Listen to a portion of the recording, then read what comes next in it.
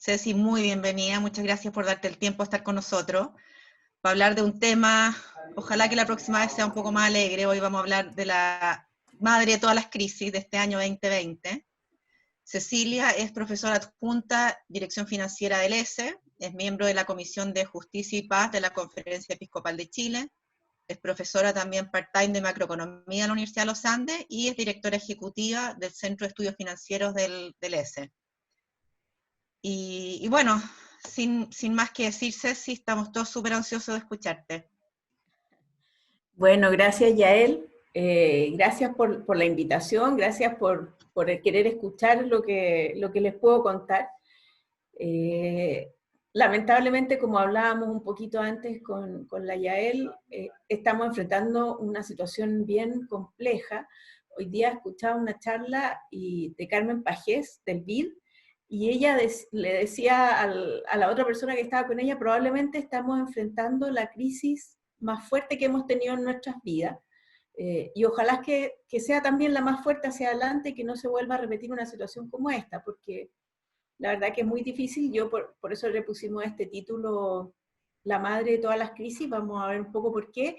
Y la idea es un poco hablar de la situación internacional en que estamos enfrentando esta crisis y después dejar obviamente más tiempo para hablar de Chile. Entonces les voy a compartir una presentación. Bueno, ¿por qué hablamos aquí de la madre de todas las crisis? Esto tiene que ver un poco con los tipos de crisis que se definen desde el punto de vista económico. Bueno, esta es una crisis que se inicia por un problema sanitario, o sea, tenemos una crisis sanitaria, hay un riesgo de que gente pueda morir, hay un riesgo de que colapsen los servicios hospitalarios, o sea, el problema es un problema sanitario y estamos viendo en Chile en este minuto que además puede ser bastante complejo. Y para controlar la crisis sanitaria, lo que hay que hacer es parar la producción, parar la actividad económica, parar el contacto, y eso obviamente genera un shock de oferta. Se deja de producir, y eso es lo que se llama un shock de oferta agregada.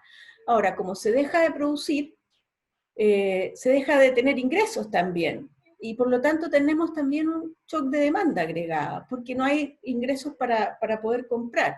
Entonces, simultáneamente un shock de oferta y un shock de demanda.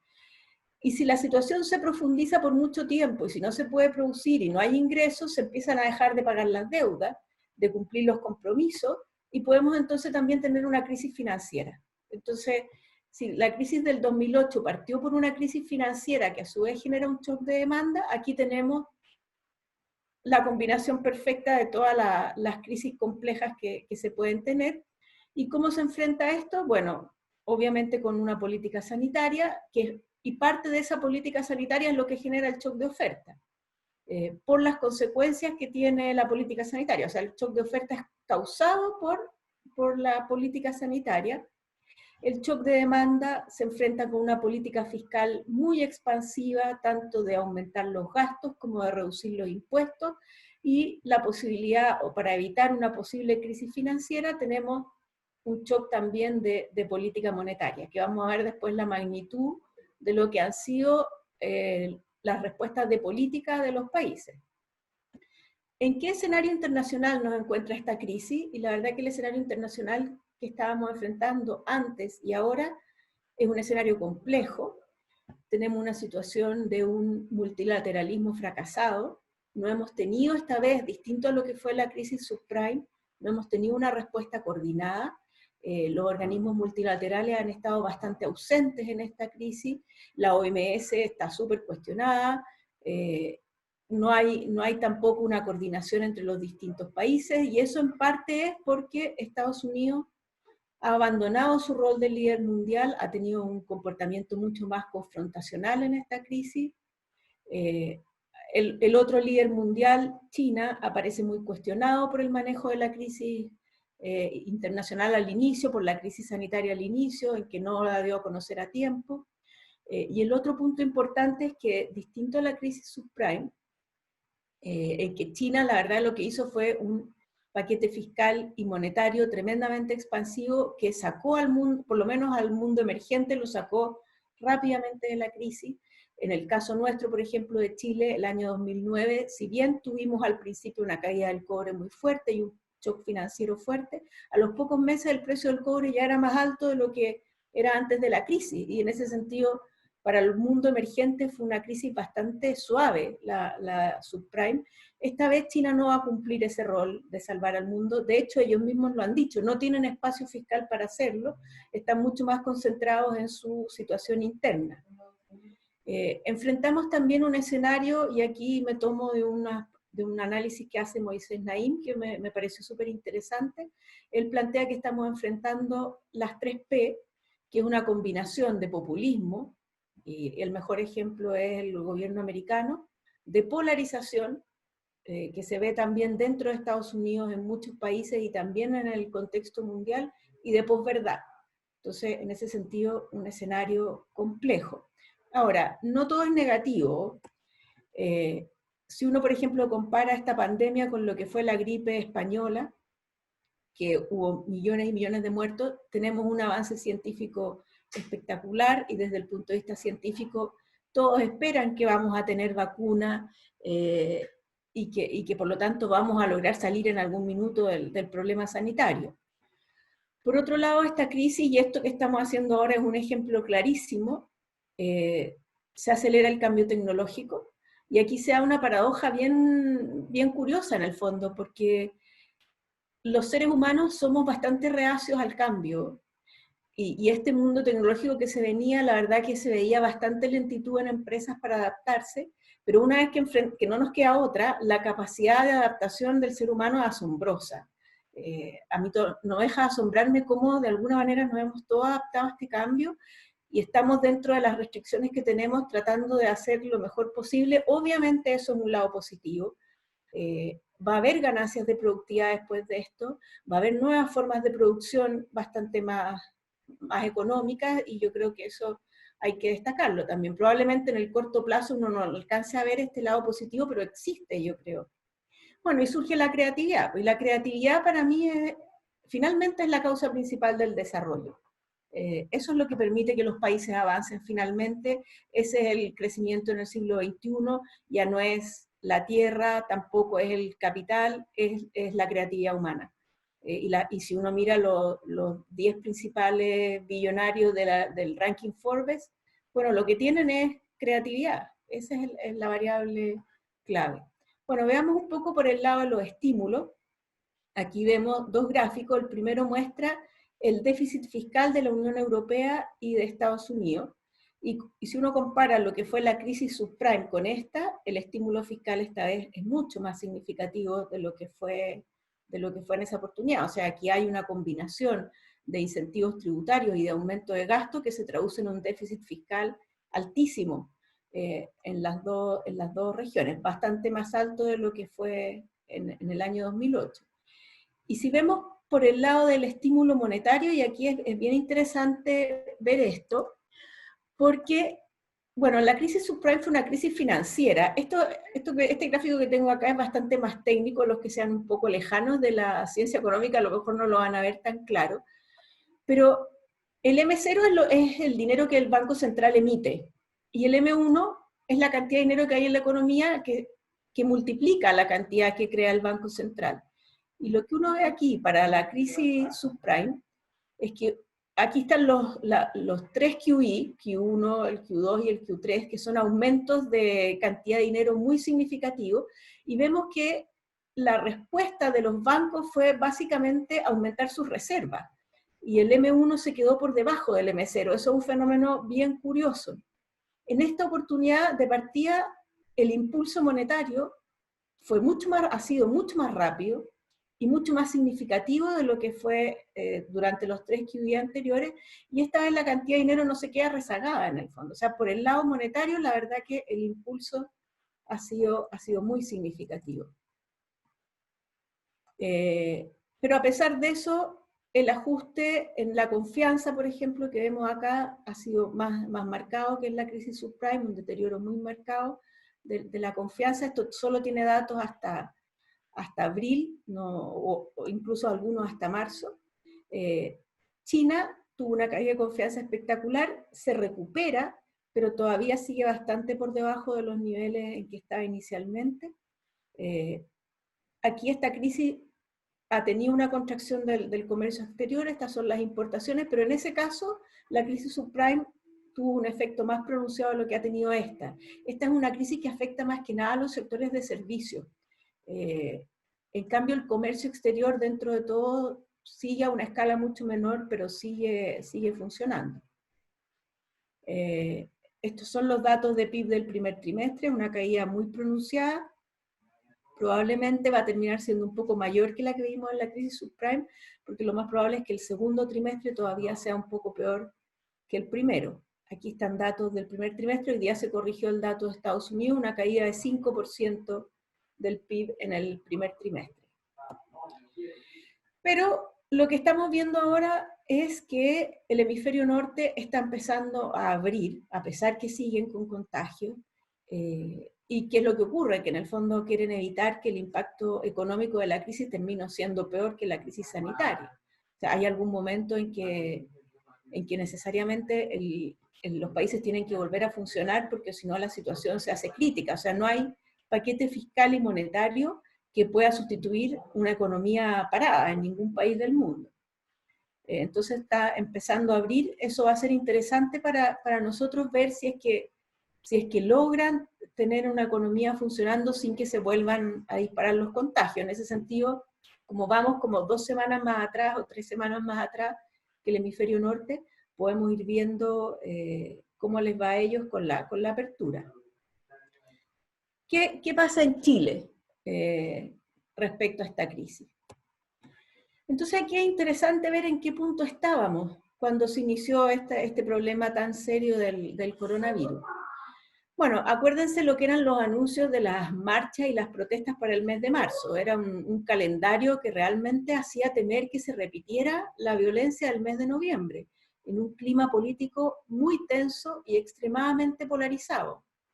Estábamos enfrentando un debilitamiento institucional muy grave, estábamos con un grado de incertidumbre muy significativo por el calendario institucional que venía. Estábamos ya en una economía que iba en desaceleración y, por lo menos a mi juicio, yo creo que había un riesgo bastante alto de un salto al vacío, porque empezar a pensar en una constitución partiendo de cero, en ese clima que estábamos viviendo, la verdad que la probabilidad de que esto generara un daño estructural permanente, en mi opinión al menos, era bastante alto. Bueno, y en ese escenario llega el coronavirus. Yo tengo que confesar que a mí mi primera sensación fue casi como de alivio de pensar que los confinamientos iban a impedir las marchas y la violencia que veníamos viviendo, y en ese sentido me parecía que había un lado positivo, por lo menos al inicio, en esta pandemia, porque deja en suspenso la crisis política, de alguna manera. Y por otro lado, al menos desde el punto sanitario, yo creo que se enfrentó en forma eficiente, se enfrentó rápidamente, en base a criterios científicos. El gobierno no se dejó llevar por las peticiones populistas, por las redes sociales en este tema, y creo que a pesar que estamos enfrentando un momento súper complejo de contagio, por lo menos en mortalidad los resultados son razonablemente buenos, no tenemos un sistema de salud colapsado, al menos por ahora. Las tasas de mortalidad, la verdad que en Chile son similares a las que tienen países con sistemas de salud bastante mejores al nuestro. Ahora, el tema se ha complicado en las últimas 2 semanas, 3 semanas, porque dado que empezaron a resurgir muy fuertes los contagios, ha sido necesario prolongar los confinamientos y ha sido imposible empezar a instalar esta idea de la nueva normalidad, que yo creo que va a ser necesario hacerlo de alguna forma porque la economía paralizada, simplemente no hay forma de que la política fiscal o la política monetaria puedan enfrentar una situación de un país completamente paralizado. Bueno, hemos visto un ajuste muy significativo de la actividad económica, no hay muchos datos todavía, la verdad, no podemos hacer un seguimiento muy claro de qué es lo que está pasando, recién empiezan a aparecer las primeras cifras, pero algunos datos interesantes. Ya tenemos un 11% de los cotizantes al seguro de cesantía que se acogió al plan de protección al empleo, número que probablemente seguirá subiendo, así muestran los datos semanales. Las estimaciones de caída del producto están entre un 2 y un 5%, pero la verdad que eso supone que a partir de julio, a partir del tercer trimestre, la economía empiece a recuperar algún grado de normalidad, si no, las cifras van a ser peores. Desde el punto de vista del plan económico, yo creo que también desde el punto de vista económico la crisis se ha manejado bien, igual que desde el punto de vista sanitario, y aquí hay que agradecer que gracias a años de responsabilidad Chile tenía espacios para enfrentar esta crisis que ningún país de América Latina tiene. Y el primer espacio, que creo que es muy relevante, es que nosotros tenemos un sistema de subsidio de cesantía que está basado en cuentas de ahorro, que es un sistema que yo no conozco otro país que lo tenga en el fondo, y que tenía un ahorro acumulado de 12.000 millones de dólares. Este es un fondo que es tripartito, que se constituye con ahorro de los trabajadores, con una parte que pagan los empleadores y un aporte del Estado. Este fondo no estaba pensado para el plan de protección al empleo, pero la verdad que creo que fue una muy buena idea utilizar los recursos para eso, porque son recursos de emergencia para temas laborales. Ahora, obviamente es imposible con esto atenuar el shock en forma completa, y a esto se suman un montón de rebajas de impuestos, de planes de gasto, el ingreso familiar de emergencia, bonos, apoyo a empresas, etc. O sea, hay un plan bien contundente. Voy a mostrar después una lámina de cómo se compara con otros países de América Latina. De todas maneras, está difícil por ahora este retorno a una nueva normalidad, pero es muy necesario que esto se logre hacer, porque si no, la verdad que evitar secuelas permanentes de esta crisis es difícil.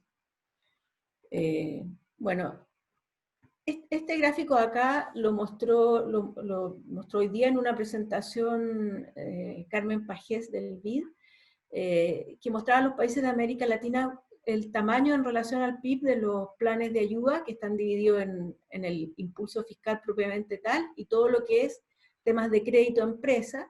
Bueno, y se ve que Chile es el país que ha tenido mayor espacio en América Latina, no muy distinto al promedio. Aquí está esta barra roja que muestra el promedio de Italia, Alemania, Japón, bueno, un grupo de países bastante más desarrollados que el nuestro.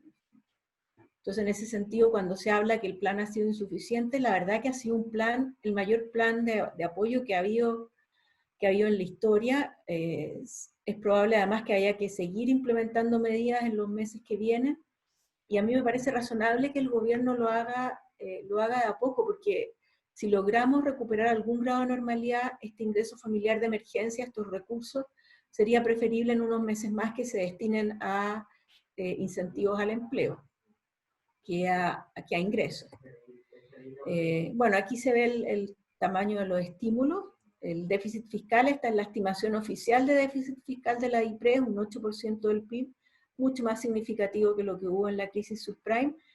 Es probable además que termine siendo más que un 8% del PIB, yo creo que va a estar en torno a un 10% de déficit, producto de tanto de menores ingresos como de aumento de gastos. Bueno, y también esto es respecto al PIB, y el PIB disminuye bastante, entonces son tres elementos ahí que influyen en este déficit fiscal más alto. Desde el punto de vista monetario también el impulso ha sido más rápido, la tasa de interés se bajó rápidamente, había mucho menos espacio para bajarla que en la crisis subprime, pero se bajó inmediatamente en varios puntos. Y si uno mira lo que ha pasado con la cantidad de dinero, la emisión monetaria, también tenemos datos hasta abril nomás, pero ya muestra una tendencia bastante más expansiva que lo que se hizo en la crisis subprime. Si vamos a datos, tenemos pocos datos de actividad real. Aquí hay algunos datos de colocaciones, y vemos que, claro, efectivamente esta crisis no está viniendo por el lado financiero. En la crisis subprime hubo una caída de las colocaciones, esta vez no se ve caída de las colocaciones, y por lo tanto no es este el canal que está influyendo, y de hecho el objetivo del gobierno es que haya un impulso por el lado financiero para atenuar los efectos reales. Comercio exterior tampoco el efecto por esta vía ha sido tan significativo. La verdad que esto es lo que nos puede permitir de alguna manera tener resultados menos malos de lo que hubieran sido. Si bien hay obviamente una caída de las importaciones, ha sido menos marcada en lo que fue en la crisis subprime, y las exportaciones no están creciendo, pero al menos no han tenido caídas muy, muy significativas. Aquí, para que quede un poco más claro qué es lo que muestran los gráficos, aquí en el fondo la línea azul es el periodo que va entre enero de 2008 hasta diciembre del 2009, y la línea naranja es desde enero de 2019 hasta marzo de 2020. Es para poder hacer la comparación entre las dos crisis. Donde sí estamos viendo efectos ya bastante marcados es en el tema de empleo. Ahora me imagino ya que probablemente mañana van a salir las cifras del INE de desempleo considerando el mes de marzo, pero aquí ya están los datos el mes de abril. Aquí ya están los datos de cotizantes a los fondos de pensiones, y también aquí uno puede comparar la crisis del 2009 con la situación actual, pero solo hay datos hasta marzo, y hay que recordarse que las cotizaciones van con un mes de rezago respecto a la ocupación. Entonces la verdad que esta caída en marzo, que fue la primera caída en bastante tiempo, muestra más que nada el efecto del estallido de octubre, más porque ahí ya empieza a crecer mucho menos el número de cotizantes a los fondos de pensión. Bueno, y este es el dato que se conoció ayer de ocupación y desocupación en el Gran Santiago, la encuesta de la Universidad de Chile, y aquí el efecto es mucho más significativo de lo que se vio en la crisis anterior. Una caída muy fuerte del número de ocupados, caen en casi 500.000 respecto a marzo del 2019, y un aumento también bien fuerte de los desocupados, aumentan en casi 200.000. Estos son solo datos para el Gran Santiago. La encuesta de la Universidad de Chile no se aplica en el resto del país. Sí quedó la duda, y está pendiente la duda, porque aquí hay un tema importante con las encuestas de empleo, que es en qué categoría van a quedar las personas que ya son cerca de 600.000, que están acogidas a los planes de protección al empleo, porque no están trabajando, entonces uno podría decir son desocupados, pero están recibiendo ingresos. Entonces, ¿qué es lo que va a hacer el INE? Los va a considerar en una categoría especial que va a crear para este grupo. La encuesta de la Universidad de Chile no quedó claro en qué categoría los dejó Ahora, es solo marzo, así que probablemente ahí influya poco en el resultado. Bueno, y ya como tratando de ver cómo va la cosa hacia adelante, porque nosotros estamos enfrentando este shock de oferta, shock de demanda, producto de la crisis sanitaria y crisis política. Entonces, sí, en eso que claramente si el resto del mundo le ha llamado a esta crisis la madre de todas las crisis, con mayor razón, en el caso de Chile, la situación es más compleja todavía. ¿Cómo interactúan las dos crisis? Bueno, la verdad que, y respecto a cómo analizaba yo personalmente la crisis que se había iniciado el 18 de octubre, la verdad que yo no era nada optimista respecto a lo que esa crisis nos iba a dejar. El clima de polarización política, el riesgo institucional, la posibilidad de hacer una nueva constitución dentro de ese clima de polarización, la verdad que en mi impresión lo que ahí se venía por delante era definitivamente condenar al país a lo que se llama la trampa del ingreso medio. Me preguntó la Yael qué significaba la trampa del ingreso medio. Bueno, este es un tema que se ha estudiado en economía. Y hay algunos países que cuando llegan a un nivel de ingreso medio, que es como el que tiene Chile, por una combinación de razones dejan de crecer y no logran saltar al desarrollo. Hay varios países que están en esa situación. Bueno, Argentina estuvo, pero Argentina a esta altura ya volvió al subdesarrollo. Pero por alguna razón en algún minuto, y son varios factores los que lo explican, los países dejan de crecer. Grecia es un caso que está en esa situación. Uruguay también es un país que había alcanzado un nivel de desarrollo más alto en América Latina, y de ahí la verdad que ha estado bastante estancado. Entonces es una situación que, por lo menos a mi juicio, en ese minuto mi predicción fue después de esta crisis, la verdad que las posibilidades de que Chile efectivamente siga creciendo a los ritmos que necesitamos para alcanzar el desarrollo, yo las veía bastante dañadas. Por lo que, bueno, las consecuencias probables de esa crisis eran un daño estructural a las bases de desarrollo de mediano plazo. Y aquí está el tema. ¿Qué es lo que va a pasar una vez que superemos esta emergencia sanitaria? Yo tengo la expectativa de que la vamos a superar, que vamos a lograr salir de este momento bastante complicado que estamos pasando ahora, porque por lo menos lo que uno ve en los otros países es que después de un pic de contagio, el tema se logra controlar de alguna manera. ¿Y qué va a pasar entonces con ese clima confrontacional y de violencia? Si se retoma ese clima, bueno, definitivamente las posibilidades de recuperación para el año 2021 se ven bien difíciles. Existe, sin embargo, la opción, y de hecho el gobierno está intentando que las urgencias que vamos a enfrentar ahora desde el punto de vista social, vamos a retroceder yo creo que una década en tasas de pobreza, en tasas de indigencia, en desempleo. O sea, vamos a tener una situación de emergencia que podría permitir generar un clima de mayor consenso para enfrentar urgencias bastante más graves que las que se enfrentaban en octubre. Entonces esa es la expectativa que de alguna manera podría atenuar ese problema político.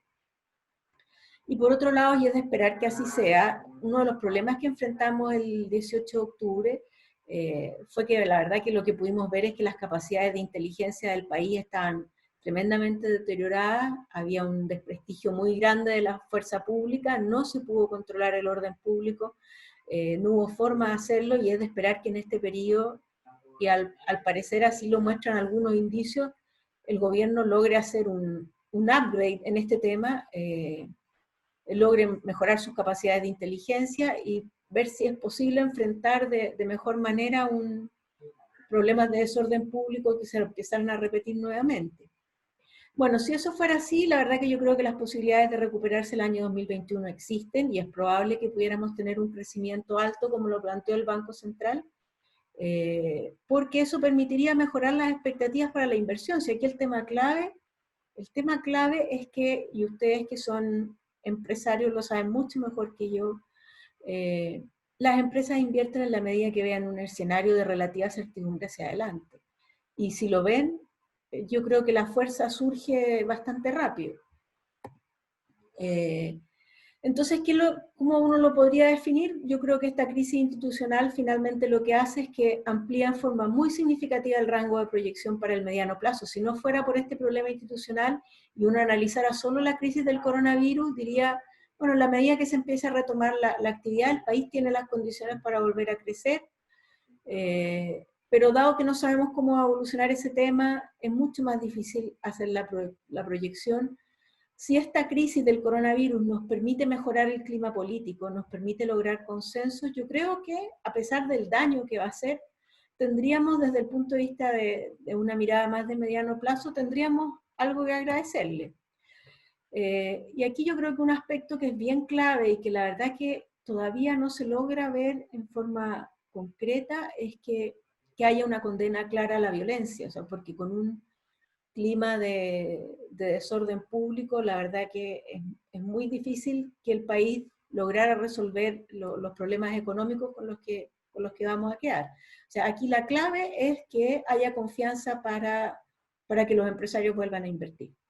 Entonces casi yo les tendría que preguntar más a ustedes qué es lo que esperan para yo saber si la economía va a ser factible que se recupere hacia adelante. Bueno, esos eran los puntos que les quería plantear, y ahora feliz entonces que podamos conversar, resolver dudas, plantear visiones distintas, lo que a ustedes les parezca. Oye, un millón de gracias, Cecilia, súper clara como siempre tu exposición,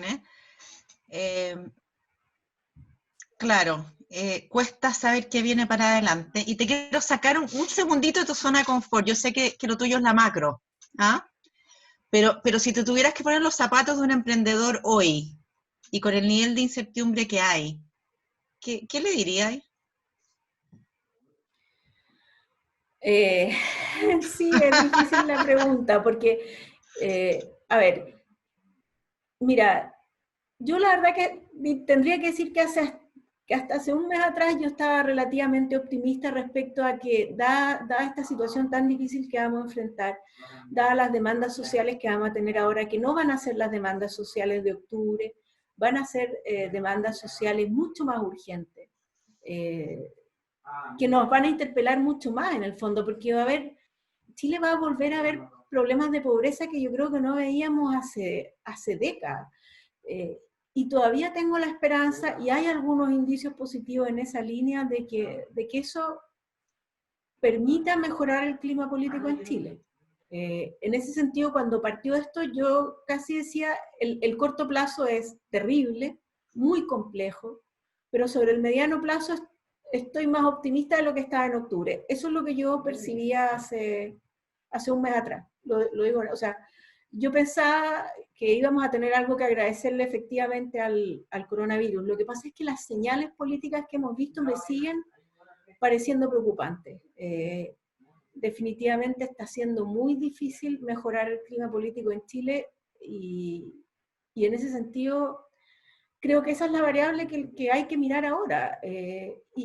Y me parece también que como empresarios, ojalá hubiera voces, y creo que se están armando esas instancias. A lo mejor va a tener que ser la sociedad civil la que presiona al mundo político por esos consensos que necesitamos. A mí me gusta harto la historia económica y vivo revisando datos de todos los países del mundo y no conozco ninguna historia de ningún país que haya logrado progresar en clima de polarización política. Eso no existe. Y más bien las experiencias que uno ve de países como que ahora se miran mucho, como Nueva Zelanda, Australia, el caso de Irlanda, que de ser el país, uno de los países más pobres de Europa, es ahora el segundo después de Luxemburgo. Todos esas historias de éxito han partido de acuerdos políticos amplios. Porque al final todo lo que uno puede hacer desde el punto de vista económico tiene que tener un sustento político detrás. Entonces, por eso me parece que es bien importante que haya un rechazo a la violencia, que haya, y que ojalá la sociedad civil sea la que presione al mundo político por mayores acuerdos, si no pueden provenir de ellos mismos. Sé que me corrí un poco de la respuesta, pero la verdad Te es iba a que decir. es bien complejo. Está bien, no importa, no importa. Oye, si alguien quiere hacer una pregunta, por favor levanten la mano y la Bernardita les da el micrófono. No quiero tomarme yo la palabra. Ceci, volviendo al tema del ingreso medio, la trampa del ingreso medio, que sigo pegada con eso. Eso ahora, con todo lo que está pasando ahora, ¿cómo se sale de eso? ¿Cómo saltamos? A ver, la forma de salir de la trampa del ingreso medio es que el país crezca. Y cuando dicen los economistas solo hablan de crecimiento, el crecimiento no es lo único importante. Bueno, la verdad que para todo, o sea, yo creo que es verdad que Chile tiene problemas de desigualdad, tenemos que mejorar la equidad, pero definitivamente pensar que solo pasando recursos de un bolsillo a otro vamos a llegar a ser un país desarrollado, definitivamente la respuesta es que no hay ninguna posibilidad de eso. Y por lo tanto necesitamos volver a crecer. Ahora, ¿cómo se crece? Y aquí hay una discusión bien interesante que se da entre los economistas. Hay muchos que plantean es que tenemos que entrar a una segunda etapa, ahora hay que preocuparse de temas de desarrollo tecnológico, de temas de educación, de temas de investigación, de temas medioambientales, y yo creo que todo eso es cierto, pero me parece que si uno analiza el crecimiento desde los fundamentos básicos, desde qué es lo que nos permitió crecer en los periodos que crecemos, creo que ahí también tenemos déficit. O sea, las tasas de ahorro y de inversión en Chile en este minuto son las más bajas de los últimos 30 años. Entonces se necesita que se vuelva a invertir. Yo creo que estamos con tasas de impuesto muy altas para fomentar la inversión. Creo que tenemos una legislación laboral tremendamente rígida todavía. Tenemos desafíos en capacitación laboral muy importantes, tenemos desafíos en calidad de educación significativos, y creo que la reforma que nos falta, la más importante que falta es la reforma del Estado. Tenemos un Estado que en vez de ser un elemento que colabora en el desarrollo, termina siendo una traba. Creo que en Chile esto que hay poca competencia, hay oligopolios, que creo que es así, En parte está porque para una empresa de menor tamaño enfrentarse a la maraña burocrática es mucho más complejo que para una empresa grande. O sea, las empresas de menor tamaño, el Estado al final es una traba para ellos. Necesitamos un Estado mucho más eficiente, necesitamos también un sistema financiero más competitivo, necesitamos más competencia en general, yo creo. Y creo que en esa mayor competencia el Estado está siendo una de las principales trabas en este minuto. Cecilia, ahora le vamos a dar la palabra a Mauricio Russo, que estaba ahí levantando la mano. Déjame, todavía desmuteado. Ahí. Ahí. Y después le damos el pase a Nico. Dale, Mauricio. Oye, yo tengo primero, felicitaciones por la exposición, súper buena. Y yo lo que tengo en mente, que cuando sucede este retroceso tan grande, porque tú hablaste de 10 años mínimo de retroceso, nosotros debiéramos echar marcha atrás y mirar qué es lo que hicimos hace 10 o 15 años atrás para que el motor de la economía funcione bien. Entonces, yo me pregunto, ¿hay posibilidades de que se haga un nuevo blanqueo capital? ¿Hay posibilidades para que de alguna forma se incentive a la inversión extranjera con algunas cosas que antiguamente se daban y que hoy día no se dan? ¿No es el momento oportuno para replantear esto?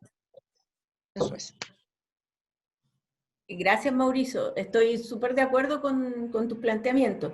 Ahora, vamos a retroceder como 10 años en niveles de pobreza, pero para ver qué hicimos en el pasado para salir de esto, creo que tenemos que retroceder bastante más todavía. ¿Y por qué? Porque nosotros, efectivamente, Chile ha sido el país más exitoso de América Latina. Pero hay que pensar, y la verdad que este éxito de crecimiento se inicia el año 86, el mejor periodo de crecimiento de la historia de Chile se da entre el año 86 y el año 97, ahí viene la crisis asiática, y la verdad es que de la crisis asiática no nos recuperamos nunca bien. La productividad dejó de crecer ahí. Entonces, ¿por qué crecimos después? Porque a partir del 2003, 2004 empieza a subir el precio del cobre en forma espectacular. Durante 12 años tuvimos una bonanza de precio del cobre espectacular, y parte del crecimiento de esto, la verdad que se explica porque China nos regaló muchos miles de millones de dólares con el aumento del precio del cobre.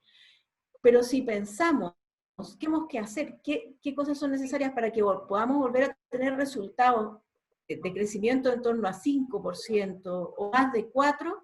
Yo creo que más bien tenemos que mirar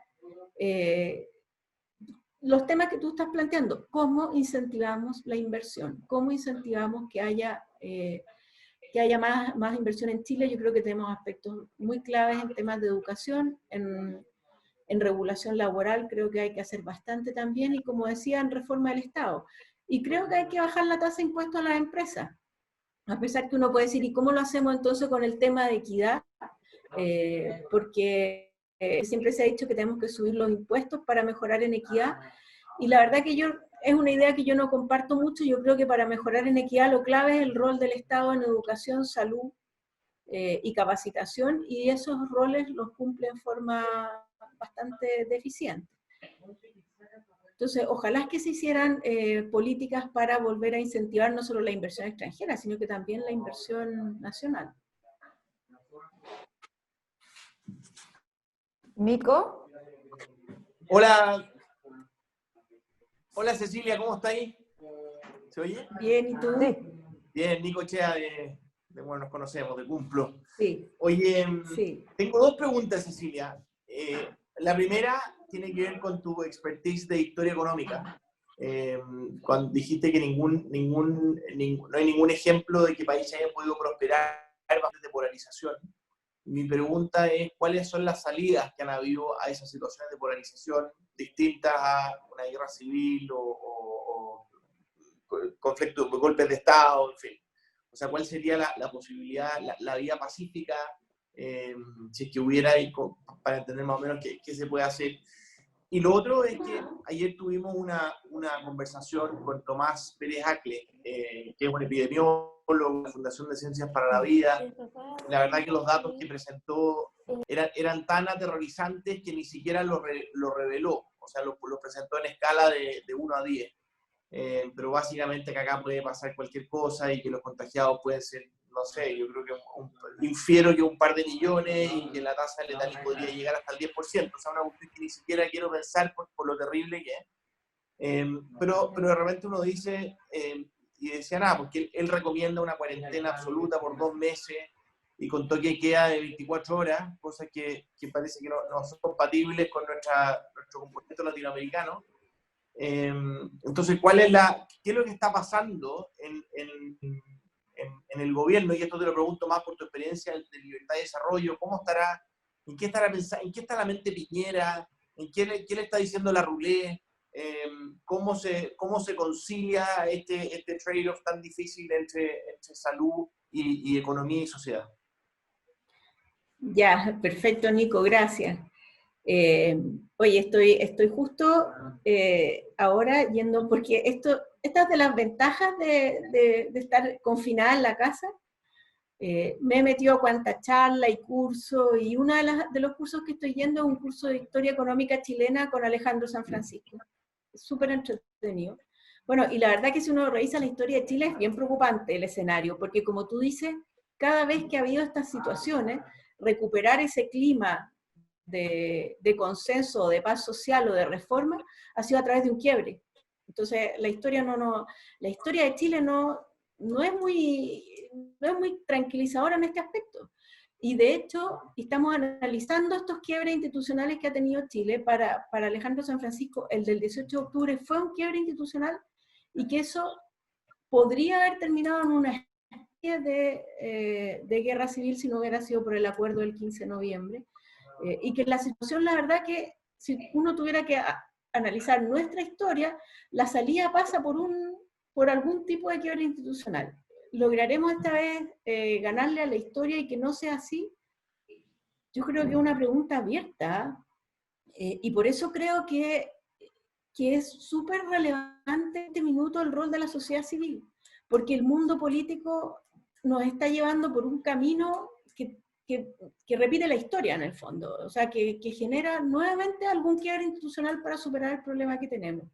Y están surgiendo iniciativas, está esta iniciativa de los rectores, ojalá, o sea, yo todavía pienso que vamos a lograr resolverlo por el camino positivo, pero creo que existe el riesgo de que esto termine en una situación compleja. En los casos que yo conté, por ejemplo, Nueva Zelanda y Australia, ¿qué fue lo que pasó? Y esta es otra posibilidad. Lo que pasó en esos dos países y en Irlanda también, llegaron a una situación de crisis, problemas fiscales, crisis, balanza de pago, y eso fue que gatilló el acuerdo político para hacer reformas. En esos 3 casos es así. Y son reformas, en los 3 casos, de reforma del Estado, que es súper interesante, porque Irlanda, por ejemplo, redujo el tamaño del Estado a la mitad, a través de un acuerdo político. Y lo que gatilló ahí fueron crisis económicas. Ahora, aquí vamos a tener la combinación de crisis económica y crisis institucional. Bueno, que en general es lo que... Y es de esperar que... O sea, la posibilidad es que la crisis económica sea de una magnitud tal que permita generar el acuerdo institucional, que eso es lo que yo creo que podría pasar en el fondo, que enfrentáramos una situación económica de desempleo lo suficientemente alta y de pobreza lo suficientemente alta para que el mundo político dijera, ese es el problema que tenemos que enfrentar ahora. Y cómo enfrentamos, y para eso, la verdad que la única salida es que el país vuelva a crecer. No hay un país que está en una recesión, pensar que ya resolvamos esto subiendo de nuevo los impuestos, obviamente sería suicida. Y respecto al tema de la crisis sanitaria, yo he escuchado de todo, la verdad, y es verdad que algunos expertos epidemiológicos plantean unos escenarios que son muy, muy negativos. A ver, yo creo que la mirada del gobierno, efectivamente tenemos un problema en América Latina con el control de las cuarentenas, porque finalmente ya hay un caso bien interesante, por ejemplo, Brasil y Perú, la comparación de Brasil y Perú. Los dos países están con la situación sanitaria muy compleja. Perú con cuarentenas obligatorias y Brasil sin cuarentena. Pero la verdad es que en ninguno de los dos países hay cuarentena, porque la cuarentena no se respeta. Entonces, al final los contagios ocurren igual, y yo creo que aquí en Santiago de alguna manera está pasando un poco lo mismo. Las cuarentenas no se están respetando. No es solo un problema de...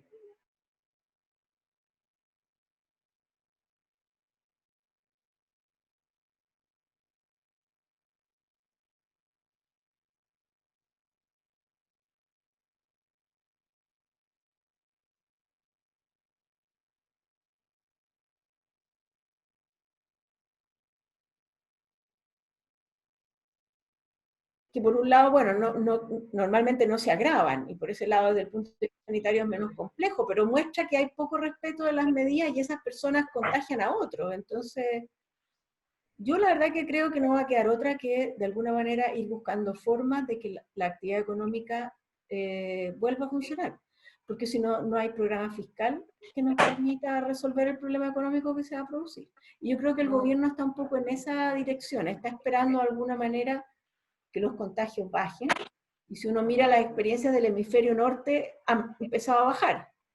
No tendría por qué ser tan distinto acá.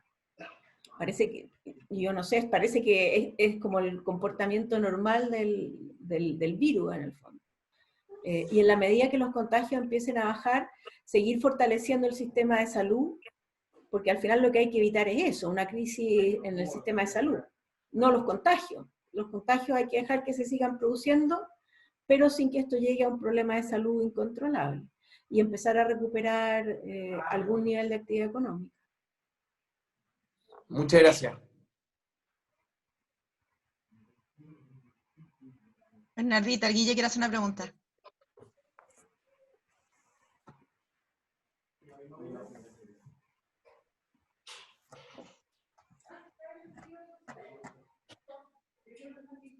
Tienes que desmutearte, Guille. Ahí. Pregunta de discusión política. Un grupo destacado de economistas sacó una declaración o hizo un estudio a raíz de una solicitud aparentemente del Colegio Médico. Está sin Guille, está sin Ahí. micrófono. Ya. Perdón, ¿no se ha oído nada? No, sí, la primera parte sí, sí. Ah, ya. Que está este grupo de economistas bien destacados, incluye a José Gregorio, a Andrea Repeto, Rodrigo Valdés, etcétera, que hacen un llamado a acelerar la marcha en los programas de ayuda que está haciendo el Estado, y que todo lo que está haciendo es poco. Y por otro lado uno ve al Estado bien apretado en la parte logística para implementar las ayudas, porque en realidad hoy día no es solo un tema de cantidad de plata a entregar, sino que de cómo entregarla. No es una decisión de cuántos alimentos y cuánto dar en sueldos a la gente, sino que la logística de cómo llegar a la gente es parte relevante del problema. ¿Cómo lo ves tú? Si acaso crees que se puede acelerar más la marcha, si es un tema más político. ¿Por qué aparece este grupo de economistas destacados haciendo un planteamiento a nombre del Colegio Médico? ¿Cómo ves ese tema? Y si se podría estar haciendo mucho más de lo que se está haciendo, o estamos donde podemos estar. Ya, mira, sí, súper interesante. Yo te tengo que decir que mi primera impresión respecto a este planteamiento de este grupo de economistas fue más bien negativa, en el sentido que la situación me parecía bien curiosa.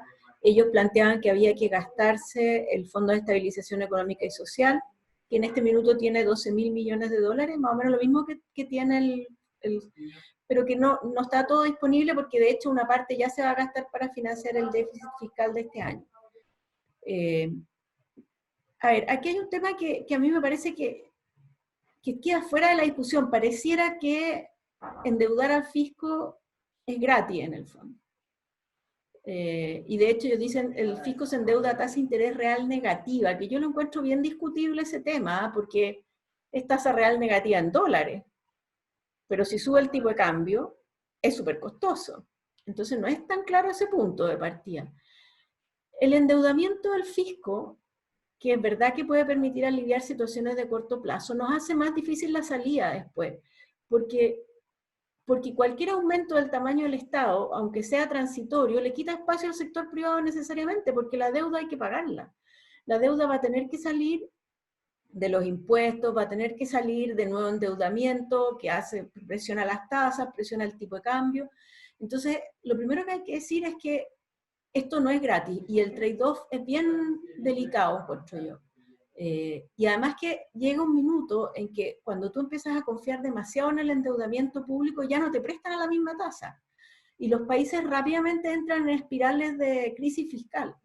Eso no pasa bastante más rápido de lo que uno piensa, porque en algún minuto, como sube la tasa a la que me estoy endeudando, el pago de intereses es más alto y por lo tanto tengo un déficit mayor porque gasto más en pagar intereses, me endeudo más y se entra rápidamente en esas espirales que han entrado Argentina, Grecia, Brasil, cuando han tenido crisis fiscales. Entonces, no es una posibilidad que yo la vea como nula, la posibilidad de una crisis fiscal si ahora gastamos todo lo que se puede. Entonces me llamó un poco la atención el planteamiento. Ahora, tengo que ser bien honesta, yo no leí el documento completo de los economistas, pero después hubo una carta de Sebastián Edwards precisando algunos puntos, y al final las precisiones de Sebastián Edwards me dieron a mí la impresión que lo que ellos estaban planteando no es muy distinto a lo que plantea el propio gobierno, en el sentido de que siempre se ha dicho que en la medida que la situación se agrave va a haber más recursos disponibles. Y no lo veo tan distinto, entonces lo único que el ingreso familiar de emergencia se definió un monto que de alguna manera trata de cubrir la línea de pobreza para ese grupo de familias. Se definió por un periodo corto, pero siempre pensando que era factible recuperar algún nivel de actividad económica. En la medida que no se recupere, obviamente van a tener que extender esa ayuda. Ahora, el tema de las cajas, claro, efectivamente yo tiendo a pensar que es preferible haber entregado voucher, definitivamente, porque esto es una logística inmanejable. Ahora, también entiendo los motivos para que lo hayan hecho de esta forma, porque estaban planteando una cuarentena estricta, entonces iba a ser políticamente criticado si se entregaba el voucher, porque entonces la gente tenía que salir a comprar. Entonces creo que hay un manejo, creo que había sus costos y beneficios de cada medida. Yo creo que hubiera sido mejor entregar plata en efectivo, porque es muy complejo el tema logístico, pero no es fácil. Y yo sí creo que el gobierno está pensando en que van a tener que entregarse más recursos. Yo creo que va a tener que ser así. La situación está siendo peor de lo que se pensó cuando se plantearon las primeras medidas. Y va a ser necesario más recursos. Pero siempre es súper importante, yo creo, también desde el punto de vista político, a mí me parece valioso el mensaje que trata de dar Ignacio Viera, en el sentido que esto no es gratis en el fondo. O sea, deteriorar la situación fiscal es deteriorar la situación de todos nosotros, porque las deudas hay que pagarlas, y las deudas del fisco las pagamos todos. No somos Estados Unidos en eso, que en el fondo se puede endeudar en su propia moneda y nunca tiene problema. En el fondo, los países en desarrollo no tienen la opción que tienen los países desarrollados en este tema, no somos iguales. Por algo Chile es el país que ha sido el que ha podido implementar el plan de apoyo más significativo de América Latina. Si te quería hacer una pregunta. ¿Alguien más tiene algo que preguntar o no, antes de seguir yo con mis preguntas? Mauricio Russo estaba levantando de nuevo la mano y le di el micrófono. Ah, perdón. Pero... No he pedido nada. Ah, No te quedó bien, ya.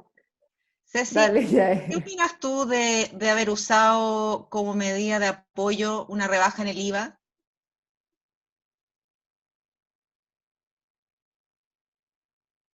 Bernardita. Ya, ahí sí. A ver, yo en general creo que como política, aquí es súper importante que lo que se plantee como políticas de apoyo, ojalá tengan de alguna manera, y esto por un tema más político que económico, absolutamente la respuesta aquí va a ir por el lado más político. Esto es un shock transitorio, por definición, no sabemos cuánto va a durar, pero la idea es que sea un shock transitorio. Entonces, desde el punto de vista político, lo mejor es poner medidas que sean de reversión automática. Yeah, okay. Y en ese sentido, me parece mucho mejor postergar pagos que bajar tasas. Desde el punto de vista económico, o sea, uno podría plantear perfectamente la rebaja de la tasa para después subirla, pero desde el punto de vista político no es tan simple el análisis. Entonces a mí me parece bien que lo que se haya hecho es postergar pagos, postergar PPM, más que cambiar tasa. Y lo mismo con las políticas de gasto. Alguna vez me di la lata porque cuando se hizo el paquete fiscal del año 2009, que fue gigantesco, nunca se revirtió. Nunca. Eso quedó ahí. Todas las medidas de aumento de gasto nunca se revirtieron. ¿Y por qué? Porque de alguna manera se dieron gastos, se complementaron programas, y después fue imposible políticamente sacarlo. Y eso se quedó ahí, y la verdad que como esos años seguimos creciendo no nos generó un problema. Ahora es súper importante que lo que hagamos tenga reversión automática y solo por restricciones políticas, no por temas económicos en el fondo. Bueno, si no hay más preguntas... Ah, no, acá hay una pregunta. Eduardo, hazla tú.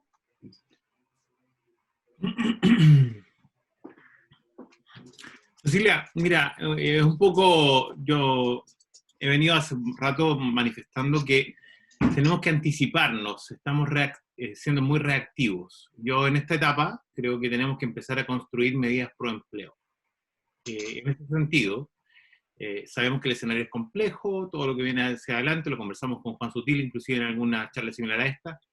Mi pregunta para ti es, ¿qué propondrías como medidas desde ya para comenzar a discutir, como medidas pro empleo para cuando este escenario surja? O sea, todos sabemos que esto va a acabar, toda crisis tiene un fin, y eso es algo auspicioso, pero desde ya creo que tenemos que empezar a construir medidas pro empleo. Por ejemplo, flexibilidad en la legislación laboral, medidas pro inversión. Me tomo lo que decía Mauricio en un principio, a lo mejor no volver a eventos que se hicieron en el pasado, pero desde ya empezar a discutir medidas para que cuando llegue el minuto de activar el empleo, ya tengamos algo avanzado. ¿Qué propondrías tú como medidas en esa dirección?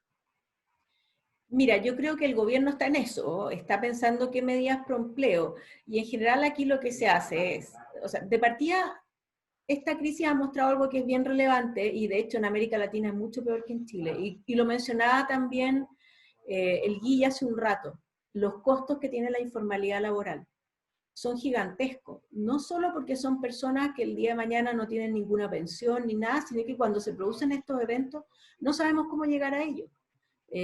No están identificados, no hay registros administrativos, no hay nada sobre la informalidad. Entonces yo lo que creo que hay que hacer es planes de fomento al empleo, pero preocuparse mucho que sean empleo formal. El gobierno ya, que de hecho yo no fui muy pro a esa medida, pero creo que ahora nos va a ayudar, este complemento a los sueldos mínimos. Que a mí en su minuto no me gustó porque me parecía que incentivaba a pagar por el mínimo, que castigaba las bajas de sueldo. En ese contexto en que estábamos, yo le veía lados negativos a este subsidio al sueldo mínimo para hacer el ingreso mínimo garantizado, se llamaba, de asegurar un ingreso mínimo de 350.000 pesos.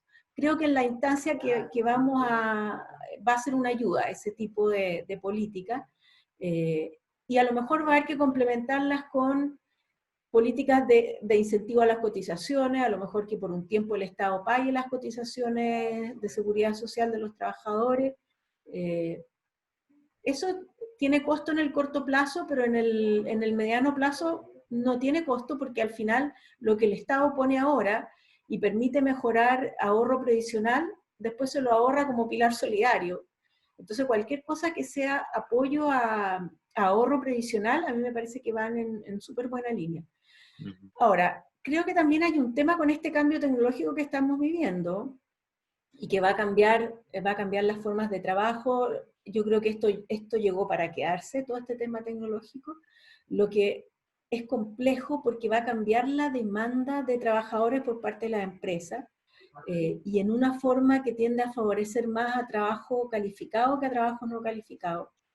Entonces creo que hay que preocuparse de temas de capacitación digital fuerte, y de conectividad. O sea, tengo escrito una columna que no la he mandado todavía, que creo que ahora que está esta discusión de los derechos, a mí me parece que habría que establecer el derecho a Internet como un derecho garantizado, o sea, que todas las personas tengan derecho a tener conexión a Internet, porque porque favorece mucho en este nuevo mundo que vamos a vivir el tener una buena conexión.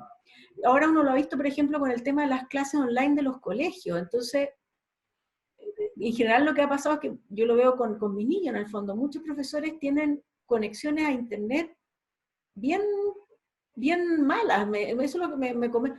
Y esos profesores tienen enormes dificultades ahora para hacer clases en el fondo. Entonces aquí hay que hacer un upgrade en temas de tecnología, que yo creo que tiene que ser, aquí sí que tendría que ser política pública, porque hay personas que no van a poder pagar buenas conexiones, las buenas conexiones son caras, y creo que aquí sí tiene que haber una política de subsidios del Estado en estos temas. Gracias, muchas gracias.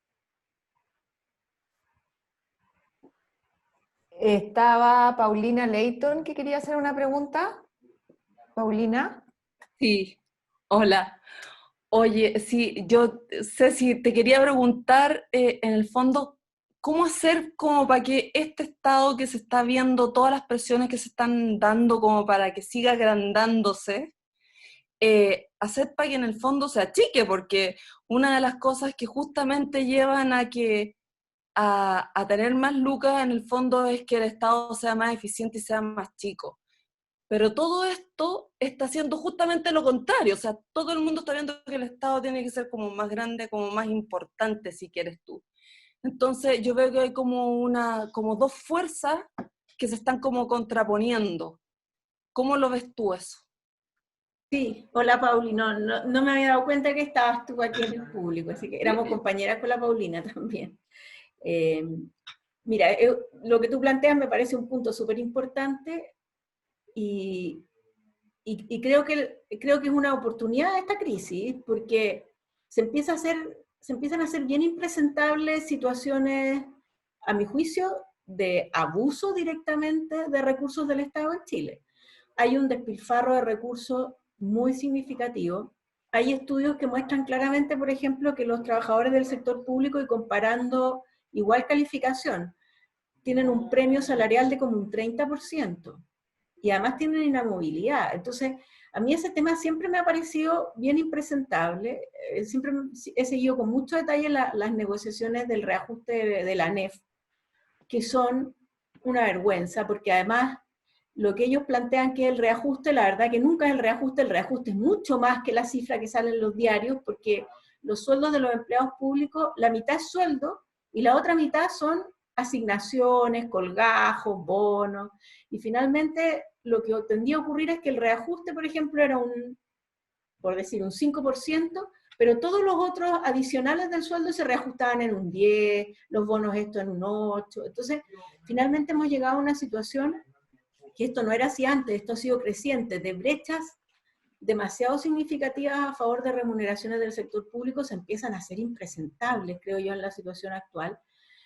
Y empieza a surgir la opción, y el gobierno la está usando, no todavía para el tema de las remuneraciones, porque es políticamente muy complejo, pero sí en esta idea del presupuesto base cero que está surgiendo. La dirección de presupuesto está poniéndole mucha presión a los ministerios para hacer el gasto más eficiente, recortar programas que no tienen sentido, y podría ser que esto nos ayudara en lo que tú planteas, que es yo no creo que vayamos a reducir el tamaño del Estado, porque también hay en ciertas áreas que yo creo que hay déficit en la acción del Estado, pero hay otras en que lo que hay que hacer es reasignar y hacerlo más eficiente, y esta crisis nos podría ayudar a eso. A mí me parece antidemocrático que los trabajadores del sector público tengan premio salarial, porque finalmente eso afecta la alternancia en el poder. Y lo que ha pasado lo que pasó cuando llegó Sebastián Piñera por primera vez al gobierno, es que la verdad que mucha gente vio con bastante preocupación, y eso es súper humano, de ver que si se iban al sector privado podían terminar con sueldos que eran la mitad de lo que tenían en el sector público. Entonces se aferran al poder en el fondo, y eso me parece muy negativo.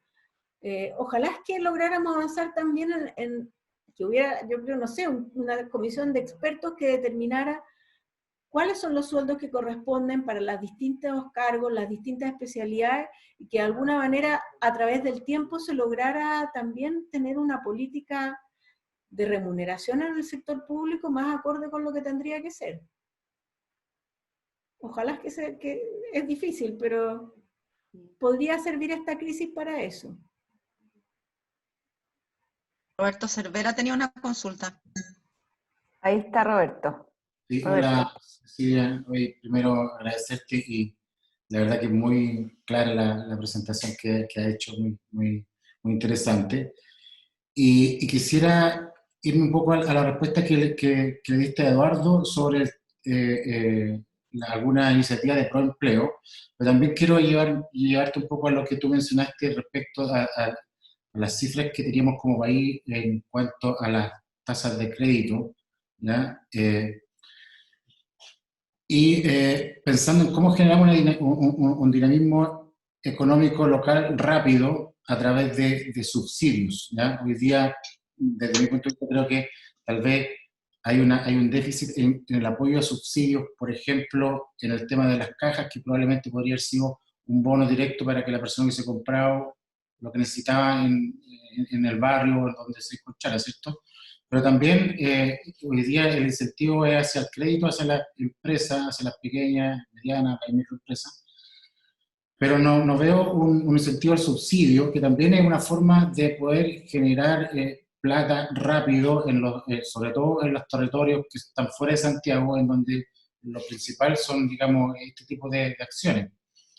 Y donde el Estado recauda también rápidos impuestos, y es un círculo virtuoso que se puede generar también en poner plata, pero que también el Estado recibe plata a través del impuesto del consumo que sea. Me gustaría saber cuál es tu opinión respecto a eso. A ver, se han dado subsidios. Bueno, y aquí lo que ha hecho el gobierno, aquí hay dos canales por los que uno puede actuar. Por la vía asistencialista y por la vía de mantener al sector productivo funcionando. La mayoría de los países de América Latina se ha ido por la vía asistencialista y de alguna manera ha dejado un poco de lado el tema del aparato productivo. Yo creo que aquí se ha hecho bien porque se lograron hacer las dos cosas. Y de alguna manera lo que ha hecho el gobierno es ver cómo los trabajadores que están en empresas formales siguen recibiendo ingresos. Y entonces ahí está el plan de protección al empleo, que está pensado para 3 meses, y por eso yo creo que es tan importante que logremos superar este problema sanitario y que se puedan ir retomando la actividad, porque obviamente no es eterno. De hecho, estos 12.000 millones de dólares, yo estuve estimando en 3 meses se podían gastar aproximadamente 1/3 de los ahorros, un poco más, entonces no nos da en forma muy importante hacia adelante. Y por lo tanto, no hay forma de hacerlo si es que la crisis dura demasiado. Ahora, y entonces de esa forma uno permite que los trabajadores sigan recibiendo sueldos. Por el canal del crédito, permite que las empresas no quiebren, y de esa forma sostiene el aparato productivo. Hay que decir una cosa, sí, es imposible pensar que no van a quebrar empresas, van a quebrar empresas de todas maneras. Y esto de sostener el aparato productivo, tampoco es viable sostenerlo a los mismos niveles de actividad que habían previo. Yo he hecho hartas veces el símil que esto es ponerle respirador artificial a las empresas. Cuando una persona está con respirador artificial no puede salir a correr, es simplemente que no muera. Ese es el objetivo de la política. Es inviable pensar que la política va a permitir, o sea, todos van a tener que apretarse el cinturón, eso es inevitable. El problema más serio está con el 30% de la economía informal. Esa es la parte más compleja. Y siempre esa fue la parte débil del plan del gobierno. Primero partió con este que se llamó el bono COVID, y después con este ingreso familiar de emergencia. Yo creo que todavía va a tener que poner más recursos ahí. Ahora, aquí se produce el problema logístico de cómo llegar a esta gente, cómo entregarle los bonos. Hay muchos que no tienen ni siquiera cuenta RUT ni nada, que no están inscritos en el registro familiar de hogares, que es muy difícil saber si efectivamente tienen la situación que declaran tener. O sea, aquí, la verdad que el tema de la informalidad, por eso decía yo que es tan complejo, porque es muy difícil llegar con la ayuda, es muy difícil identificarlo, y además que son los sectores que, si uno piensa cuáles son las personas que por una situación de angustia no respetan la cuarentena, bueno, son estos grupos.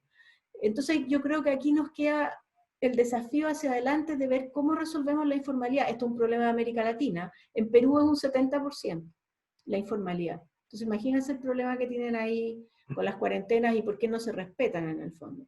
Y esto es un tema curioso porque Chile ha crecido en las últimas 2 décadas en forma satisfactoria, buenos resultados, pero la informalidad no ha caído en nada.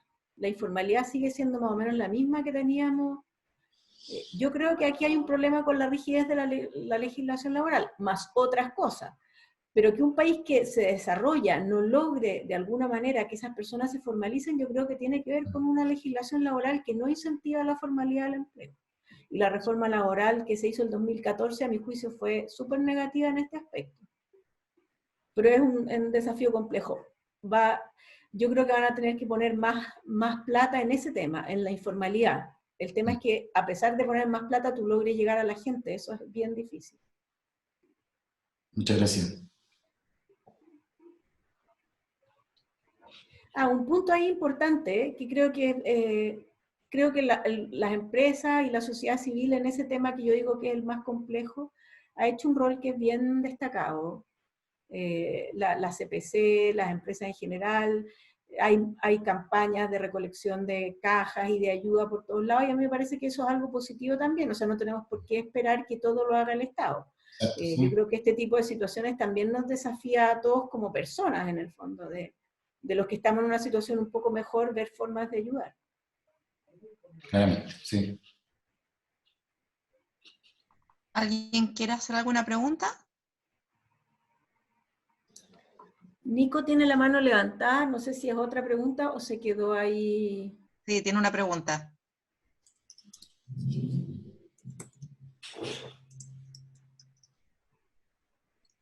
Tú tienes, Nico, que pinchar tu micrófono. ¿Aló? Sí. Sí. Oye, no, como metiste el tema de las donaciones y la filantropía, Cecilia, ha habido bastantes cartas y ideas. Y conectándolo con el tema de la captura, yo me he estado metiendo un poquito el otro día y lo que se rumorea es que hay, incluso el tema de la filantropía, hay intereses creados.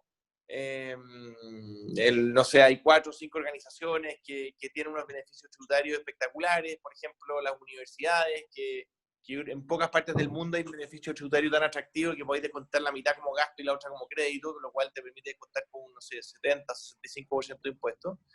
Entonces, y es tan obvio, a nosotros como que sí mandamos una carta diciendo, no sé, por Estados Unidos, no sé si tú te has metido en este tema, pero básicamente es muy simple y toda la declaración de impuestos, tú puedes descontar hasta un 50%, de tus ingresos imponibles del año. Sí, es un tema súper relevante. Hay un micrófono abierto, parece. Pero ¿cómo tú te has metido en este tema? Que ganas de que, ¿cómo puede ser que hasta esté ideologizada la ley de donación y la filantropía? ¿Cómo tanto?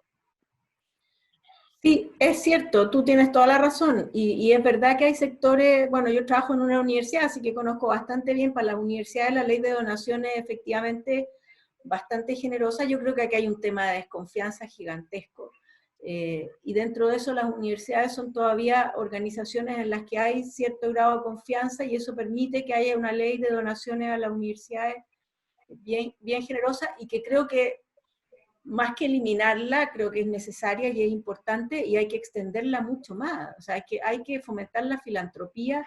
Han salido, yo no he estudiado mucho este tema, pero sí he visto cartas que ha escrito, creo que Isabela Ninat, y después hubo otra carta de la que fue asesora tributaria de Felipe Larraín, la Carla Fuenzalía, respecto a estos temas, y la legislación está atrasadísima.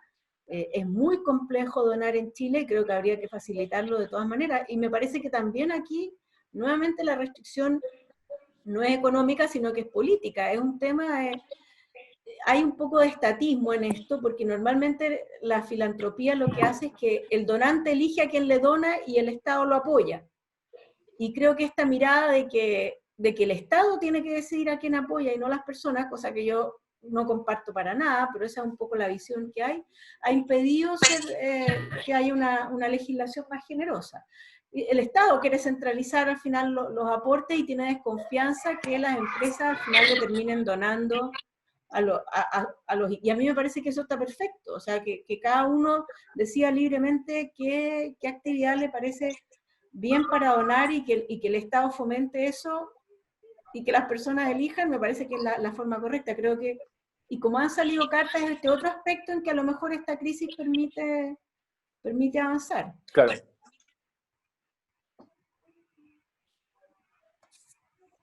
Gracias, Silvia. ¿Alguna otra pregunta? ¿Rodrigo? ¿No? Ceci, te quería dar las gracias. Súper entretenida la conversación, súper clara tu presentación como siempre. Y te voy a dejar invitada ligerito para otra.